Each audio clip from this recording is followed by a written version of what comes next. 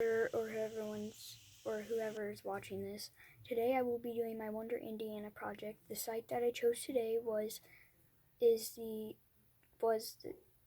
I chose the Children's Indianapolis Museum. The Children's Museum was made in 1925, inspired by the Brooklands Museum.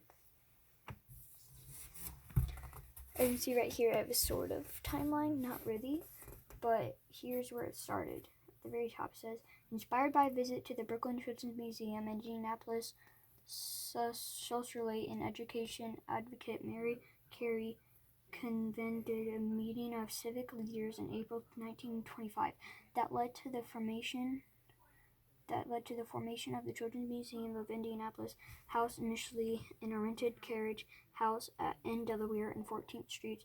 The museum moved to more spacious quarters, which were also rent-free, in the shelter house at Garfield Park in January 1926. I might be talking too fast, and I might not say a lot of stuff because I have to do this fast because I already did this once and it didn't work because it was a little bit too long, so I wasn't able to get it to the computer.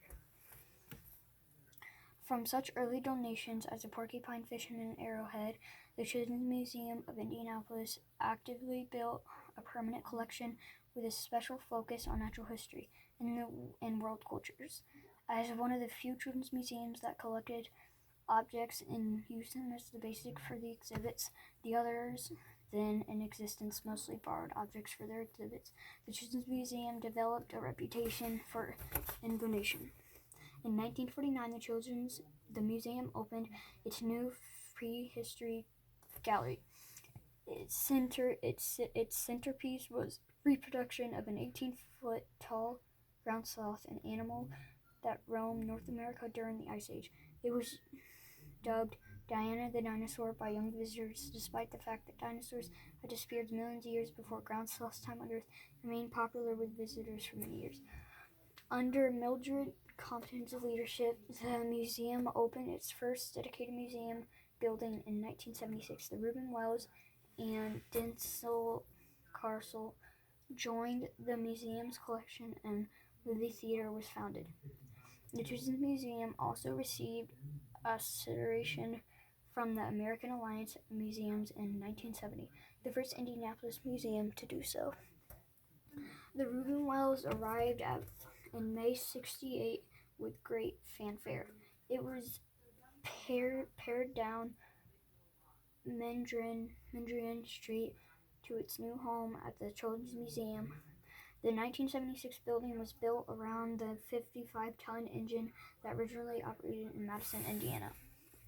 This right here is 1996 to 2014. This one's 1996. I got these two mixed up, so I'll read this one first. One of the museum's most popular interactive exhibits, Science Works, and the Dow Science Center opened in 1996. The exhibit allows children and families to explore hands-on areas that touch on principles, health, sciences, engineering, physics, environmental science, and biotechnology. Developed in collaboration with the National Geographic Society. I still got it wrong. Where's the next one? The museum hosted the traveling exhibit I still can't pronounce that. The Golden King and the Great Pharaohs in connection in the 2009 opening of its new Welcome Center and Take Me There, Egypt. The Egypt featured more plans than 100 artifacts from the tombs of, still can't pronounce it, and other ancient pharaohs and other Egyptian pharaohs. Dinosphere is one-of-a-kind exhibit that immerses visitors for the Cretaceous era, 65 million years ago when dinosaurs roamed the earth. $25 million exhibit features several rare species, including Bucky the Teenage T-Rex and one-of-a-kind specimen. Still can't pronounce this.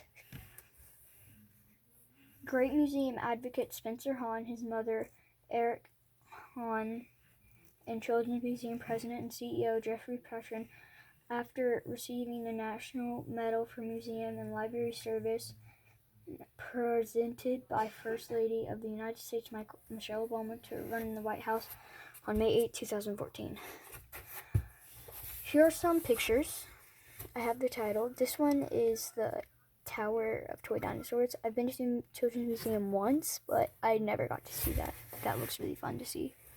Here is very nice architecture. That's, I think, on the side or in the back. It makes it look like the dinosaurs are like destroying the building. That's really nice. Here's one of the exhibits that I went to right here, the pink dinosaur place. That one's really fun. There's another dinosaur. While walking by, you can just see this one, the pterodactyl. That's the front of the Children's Museum. Makes it look like the long neck dinosaurs peeking through and the other one's falling in at the top right here. And this one is one of the mini slides that they have right here that I'm pointing at. That's one of the mini slides that they have. They had a chocolate slide once that I went to whenever we went in kindergarten for a field trip, but I didn't get there in time. Here's the title. By the way, thank you. This is the end of my project. I had to make it a little bit short. That way it could fit. And by the way, if you're wondering about my hair, it's like 8 o'clock at night, maybe 8:30. I'm doing this a little late, and that's why my hair looks like this. Anyways, bye.